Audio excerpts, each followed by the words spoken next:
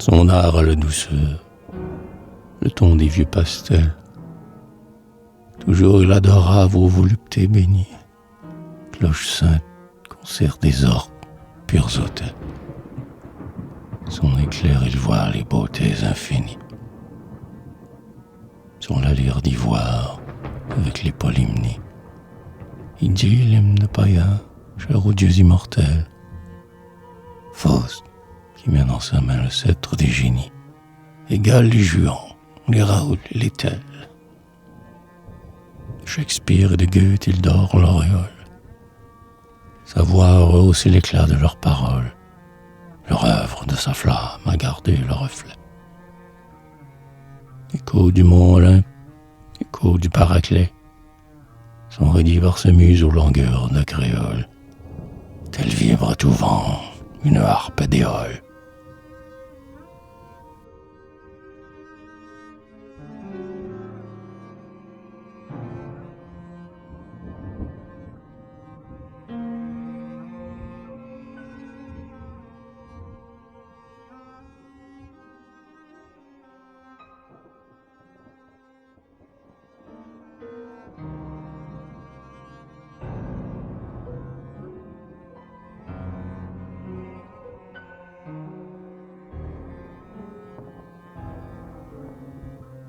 À Monsieur Henri II.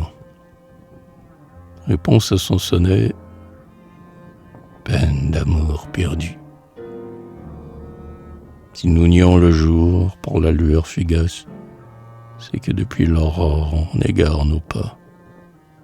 Avec un soin jaloux nous dérobant la trace du droit chemin, qu'hélas, nous ne connaissons pas.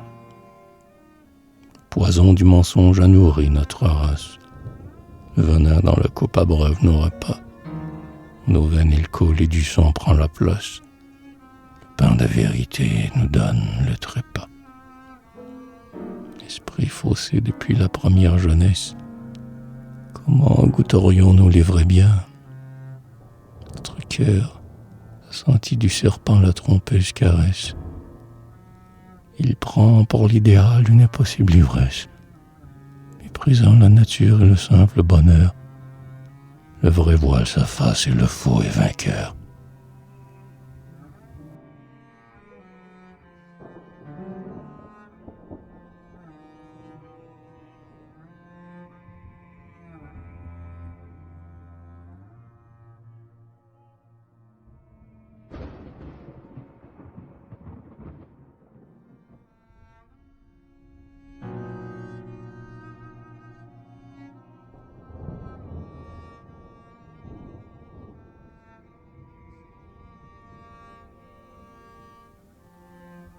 À Monsieur Georges Audigier. Non, loin des yeux n'est pas loin du cœur.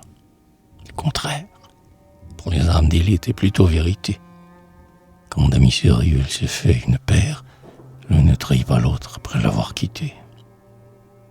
L'éloignement détruit l'amitié du vulgaire, pour qui coule toujours l'eau du fleuve l'été. C'est un sable mouvant, bien folle et téméraire, qui se fierait jamais à sa solidité.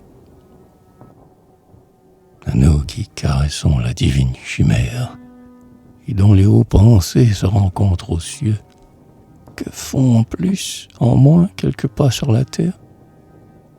Loin de l'Antiquité, nous adorons ces dieux. Nous chérissons Virgile et vénérons Homère. Désirant nous revoir, nous nous aimerons mieux.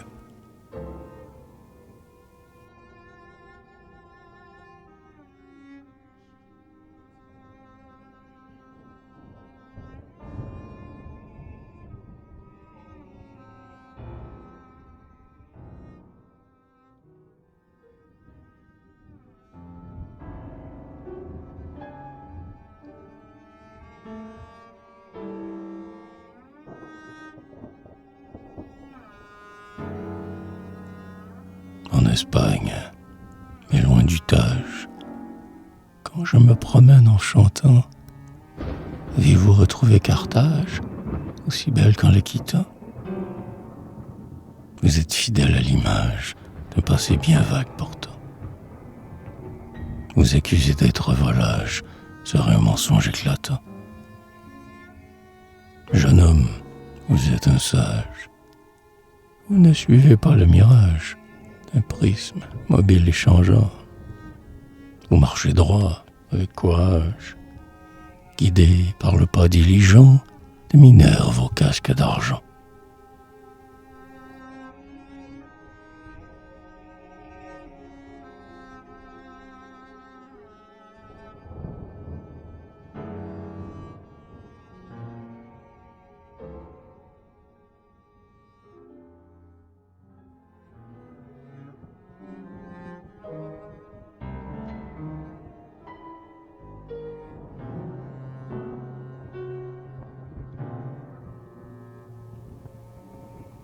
Cadix, blanche, verte et rosée, ignorante des mots, Cadix, perlérisée dans le reflet des eaux, par la chaleur lassée, préfère aux durs travaux du corps, de la pensée, les courses de taureaux. Là-bas immense creuse, sa coupe radieuse, pleine d'azur subtil. Cadix, joie et délice de l'énorme calice et l'éclatant pistil.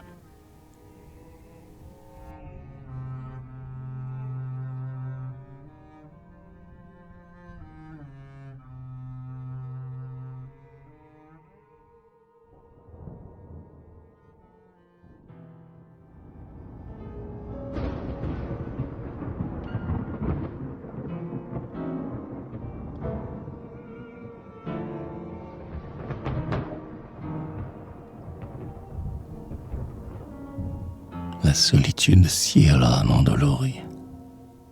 Las de tout plaisir y veuve du bonheur, qui n'a plus rien à craindre et se sent guéri contre l'âpre destin par l'excès du malheur. Vous qui souffrez, qui pleurez, n'ayez pas peur d'être seul. De vos mots, il se peut que l'on rie. Si vous vous asseyez près du joyeux viveur, et la foule banale est au lieu où l'on prie. Ce monde fut un volcan, le temps l'a dévasté, il est éteint. Les jours sont passés, où la lave, le long de ses beaux flancs ruisselait comme un gave, étonnant revêtu d'immortelle beauté, seul dans le ciel, géant de neige à l'aspect grave, il n'est plus que silence et qu'immobilité.